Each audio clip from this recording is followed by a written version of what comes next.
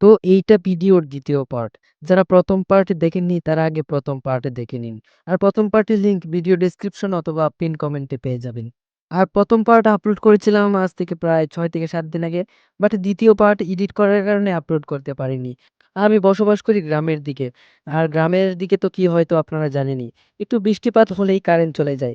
আর আজকে ৪ দিন হলো আমাদের বাসায় কারেন্ট ছিল না। বাট ৪ দিন পরে যখন কারেন্ট এসেছে তখন ভিডিওটা আপলোড করেছি। তাই ভিডিও আসতে দেরি হয়ে গেছে। বাট কথা দিচ্ছি এখন থেকে খুব তাড়াতাড়ি ভিডিও দেওয়ার চেষ্টা করব। তো কাহিনী যেখানে শেষ হয়েছিল সেখান থেকে শুরু করছি। তো সাথ্যিয়া ছবি পাঠাতে গিয়েও ছবি পাঠাতে পারে না। কারণ সে দেখতে পায় যে তার বাবা সেই ছেলেটাকে তার জামাই হিসেবে মেনে নিয়েছে। এবং সেই ছেলেটা তার বাবাকে বলে যে, "আঙ্কেল বিয়েটা একটু দেরি করে দেওয়া যায় না? আসলে সাত্তিয়ার ৩ টা শর্ত আছে। আর সেই শর্তগুলো পূরণ হয়ে গেলেই আমরা বিয়ে করে নেব। আমাদের বিয়ের চাইতে ওর খুশি থাকাটা বেশি জরুরি।" তো তারপরেই দেখা যায় সেই গ্রামে একটা ফটোগ্রাফার চলে আসে। তো পাকিস্তানের জেলে আটক থাকা সবার পরিবারের ছবি উঠাচ্ছিল। সেখানে সাত্তিয়াও চলে আসে এবং সেও ছবিটা উঠায়। কিছুদিনের মধ্যেই ছবিটা চলে আসে পাকিস্তানের জেলে। রাজু যখন সাত্তিয়ার ছবিটা দেখতে পায়, তখন সে অনেক খুশি হয়ে যায়। অনেকদিন পরে ওর ভালোবাসার মুখটা দেখল সে। তো ২২ জনের পরিবারের কেউ না কেউ তাদেরকে চিঠিতে কিছু একটা লিখে পাঠিয়েছিল। কিন্তু সাত্তিয়া সেখানে কিছুই লেখেনি।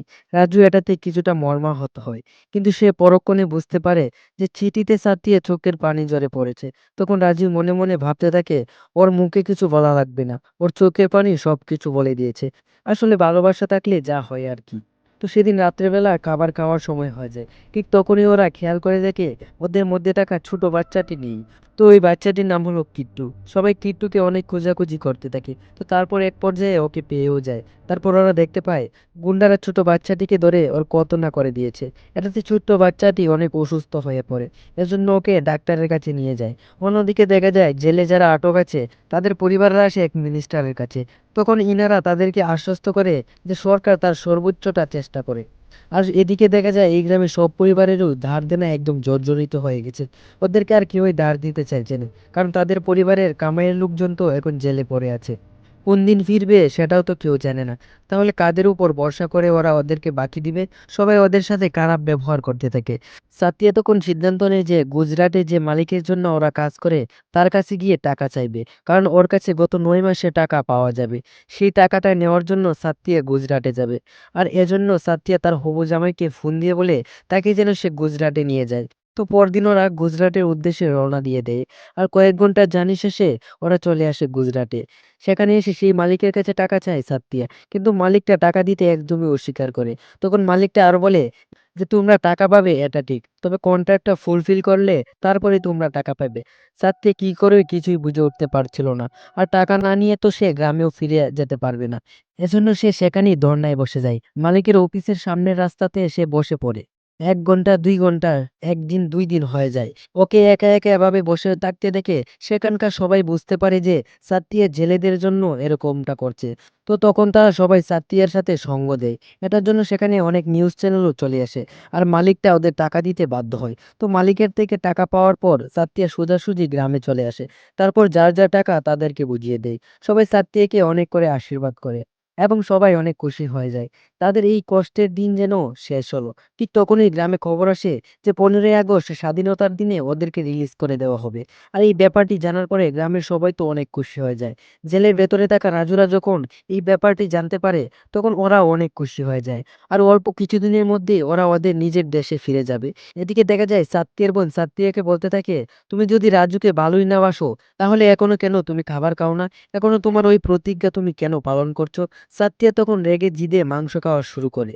সে এটা করে বোঝানোর চেষ্টা করে যে রাজুকে সে একদমই ভালোবাসে না। তো পরের দিনে দেখা যায় সাত্তিয়ার পরিবার আর ওই ছেলেটার পরিবার মিলে বিয়ের দিনটাই ঠিক করে ফেলে। এমনকি ওদের বিয়ের কার্ডও ছাপিয়ে ফেলে ওরা। আর সেই কার্ড পাকিস্তানের জেলে পাঠানো হয়। রাজুর সাথে লোকজনেরা যখন এই বিয়ের কার্ডটা দেখে তখন আর সেটা রাজুকে দেখায় না। কারণ এইটা দেখলে রাজু অনেক কষ্ট পাবে। তো পরদিন দেখা যায় পাকিস্তানের কোর্ট ওদেরকে খালাস করে দেওয়ার জন্য ঘোষণা করে দেয়। ঠিক তখনই একটা ঘটনা ঘটে যায়। কাশ্মীর নিয়ে পাকিস্তান ও ভারতের মধ্যে একটি আইন জারি করে।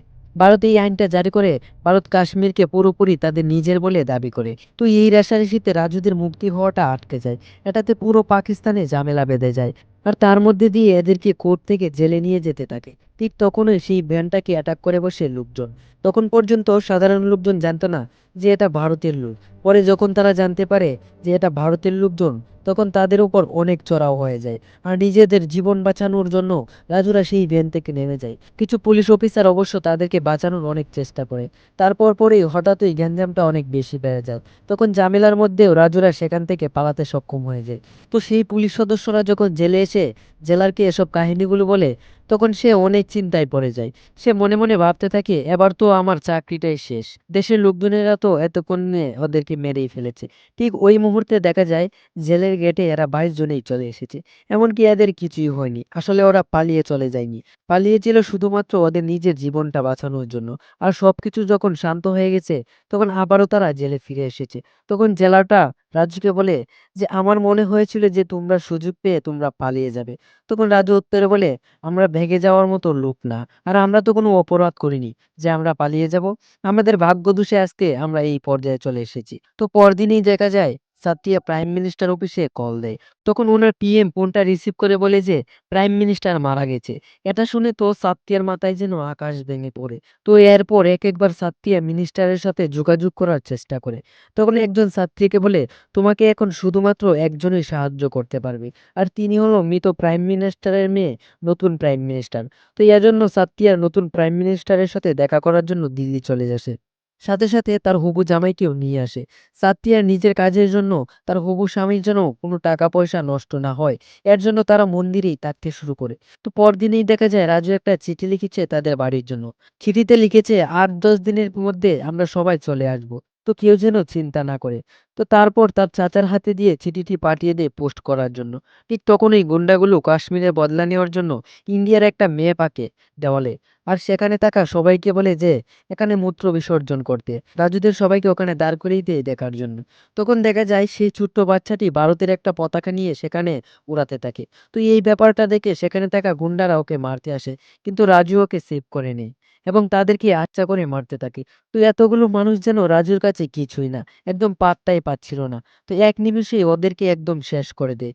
তারপরেই দেখা যায় জেলার এসে রাজুকে অনেক মারধর করে, সাথে তাকে রিমান্ডেও নিয়ে যায়।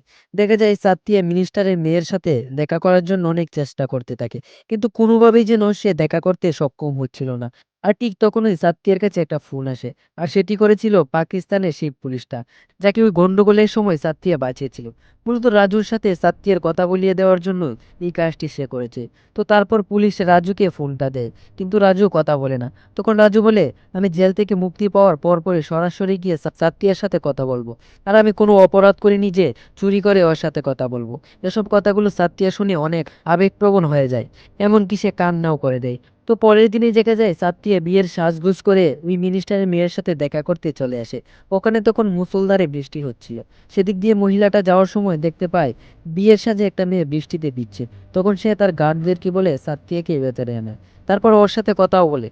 তখন সাথ্যিয়া ওনাকে অনেকভাবে বোঝানোর চেষ্টা করে, এমনকি সাথ্যিয়া এটাও বলে যে আপনার মা যদি বেঁচে থাকতো তাহলে ওরা একদিন হয়তো চলে আসতো।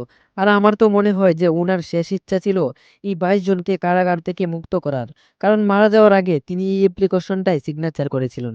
তখন আপনি কি করবেন সেটা আপনার ব্যাপার। তো এটা বলে সাথ্যিয়া চলে যেতে থাকে। তখন ওই মহিলাটা বলে, তোমার বিয়ের আর কয়দিন বাকি? এটা শুনে সাথ্যিয়া বলে, আর মাত্র 2-3 দিন। প্রাইম মিনিস্টারের মেয়ে তখন বলে, আমি মনে প্রাণে চেষ্টা করবো যে ওই কয়েকদিনের মধ্যে ওদেরকে দেশে আনার জন্য। তো এইটা শুনে সাথ্যিয়া তো অনেক খুশি হয়ে যায়। সেখান থেকে চলে আসে এবং তারপর সেখানে মন্দিরে এসে ওদের জন্য অনেক করে আরাধনা করতে থাকে। তখন সাথ্যিয়ার বোন বলে, গ্রামবাসী যখন এই খবরটা শুনতে পাবে তখন অনেক খুশি হয়ে যাবে। কিন্তু কেন জানি সাথ্যিয়া অনেক কান্না করছিল। তখন বোন ওকে জিজ্ঞেস করে যে, তুই কান্না করছিস কেন? তখন সাথ্যিয়া বলে, যখন রাজু জানতে পারবে যে আমার বিয়ে হয়ে যাচ্ছে, তখন ওই পাকিস্তানের জেলে থাকার চেয়েও ও বেশি কষ্ট পেয়ে যাবে। আমি কি এসব ঠিক করছি আপু? ফোনে যখন সাথ্যিয়া ওই পুলিশটার সাথে কথা বলছিল, তখন তো আমার মনে হচ্ছিল যেন আমি ওর কাছেই চলে যাই। আর আমি কি ওর চোখের দিকে তাকাতে পারবো? আপু আমি এখন কি করব? তো তারপরে সাথ্যের বোন ওকে অনেক করে সান্ত্বনা দেয়। সাথে এটা বলে যে তোর মন যেটা চাইছে তুই সেটাই কর। এদিকে রাজুদের সবাইকে ছাড়ার জন্য প্রিপারেশন শেষ করা হয়। ইন্ডিয়ান এম্বাসি অনেক তোড়জোড় করেই ব্যবস্থা করে ফেলে। সবাইকে একে একে নাম ডেকে ছেড়ে দেওয়া হয়। কিন্তু 22 জনের মধ্যে মাত্র 21 জনকেই ছাড়া হয়। আর একজনকে ছাড়া হয় না। কারণ হিসেবে দেখানো হয় ওই একজনের কোনো ভোটার আইডি কার্ড নেই। ওর ভোটার আইডি কার্ড সে নিজেই করেনি। আর এজন্য ইন্ডিয়ান এম্বাসি এম্বাসি তাকে নিতে চায় না। আর পাকিস্তানও ওকে ছাড়তে চায় না। কিন্তু রাজুর বাকি ২১ জন মুক্তি পেয়ে গিয়েছে। রাজু তখন ওই একজনকে নিয়ে যাওয়ার জন্য অনেক করে জেদ করতে থাকে। আর বলে যে তাকে না হলে আমরাও যাব না। ঠিক তখনই এবং বাকি সাথীরা বলে ওঠে, "রাজু তোর যাওয়া খুবই জরুরি। কারণ সাথ্যিয়ার আজকে বিয়ে হয়ে যাচ্ছে। তো এখান থেকে তোর ওখানে বেশি জরুরি।" এটা শুনে রাজুর অনেক আফসোস হয় এবং সে অনেক কান্না করতে থাকে। কিন্তু তারপরেও এই একজনকে ছাড়া সে যাবেই না। আর এজন্য রাজু এক দৌড় দিয়ে পাকিস্তানের বর্ডারে চলে যায় এবং সেখানেই বসে পড়ে। তখন পাকিস্তানের জেলার ইন্ডিয়ান এম্বাসিকে অনেক করে রিকোয়েস্ট করে সেই ছেলেটার তথ্যগুলো যাচাই বাছাই করার জন্য। তখন সেখানে থাকা অফিসারটা ইন্ডিয়ান এম্বাসির সাথে কথা বলা শুরু করে। তখন জেলার এসে রাজুকে বলে, রাত ১২টা পার হয়ে গেলে আর কাউকে আমরা ছাড়তে পারবো না, কারণটা অন্য দিন হয়ে যাবে। তো এজন্যই অনেক তাড়াহুড়ো করে কাজ চলতে থাকে ইন্ডিয়ান এম্বাসিতে, তারপর সেই বর্ডারে। তো অনেক তাড়াহুড়ো করে কাজ করতে থাকি ইন্ডিয়ান এম্বাসিতে। তারপর সেই বর্ডারে যতক্ষণে কাগজটা আসে ততক্ষণে ১২টা বেজে গিয়েছিল। তখন সেখানে থাকা অফিসারটা জেলারকে জিজ্ঞেস করে, স্যার ১২টা পার হয়ে গেছে, এখন আমরা কি করব? এটা শুনে জেলার তখন বলে ওঠে, পাকিস্তানে এখনো ১২টা বাজেনি, তাদেরকে ছেড়ে দাও। আর খাতায় লিখে নাও ১১টা ৫৫ তাদেরকে ছাড়া হয়েছে। তো এটা শুনে সেখানে থাকা সবাই খুশি হয়ে যায়। এরপর তারা ২২ জন ইন্ডিয়ার দিকে রওনা করে দেয়। কয়েক ঘন্টার জার্নি শেষ করে তারা ইন্ডিয়াতে তাদের গ্রামে এসে পৌঁছায়। সবাই গ্রামে ফিরে আসাতে তাদের পরিবারটা অনেক খুশি। কিন্তু সাথ্যিয়া কোনোখানেই রাজুকে দেখতে পায় না। তারপর সে লাইট হাউসের দিকে তাকিয়ে দেখে পতাকাটা আর নেই। তখনই সে বুঝে যায় যে রাজু চলে এসেছে। তখন সাথ্যিয়ার হবু জামাই বলে ওঠে যে রাজুর জন্য এয়ার টিকিট কেটে দিয়েছিল। এজন্য সে আগেই চলে এসেছে। আর সে আগেই বুঝে গিয়েছিল যে সাথ্যিয়ার জন্মই হয়েছে রাজুর জন্য। তখন সাথ্যিয়া এক দৌড় দিয়ে সেই লাইট হাউসে চলে যায়, যেখানে রাজু অপেক্ষা করছিল। তো দুজন দুজনকে জড়িয়ে ধরে আর এখানেই সিনেমাটা শেষ হয়ে যায়। তো ভিডিও কেমন লেগেছে সেটা অবশ্যই কমেন্ট করে জানাতে ভুলবেন না। আর যারা প্রতিদিন আমাদের ভিডিও দেখেন বাট সাবস্ক্রাইব করেন না, তাদেরকে বলছি ভাই সাবস্ক্রাইবটা করে দিন।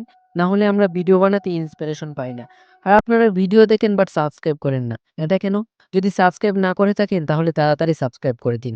আর এই ভিডিওটা ২ খণ্ড করার কারণ হলো কপিরাইট প্রবলেম। আপনারা তো জানেনই যে এইগুলাতে একটু বেশি কপিরাইট চলে আসে। যার কারণে আমরা ভিডিওটা ২ টা পার্টে খণ্ড করেছি। তো যারা ১ম পার্টটা দেখেননি তারা আগে ১ম পার্টটা দেখে নিন। তাহলে কাহিনী বুঝতে সমস্যা হবে না। আর ১ম পার্টের লিংক ভিডিও ডেসক্রিপশনে পেয়ে যাবেন।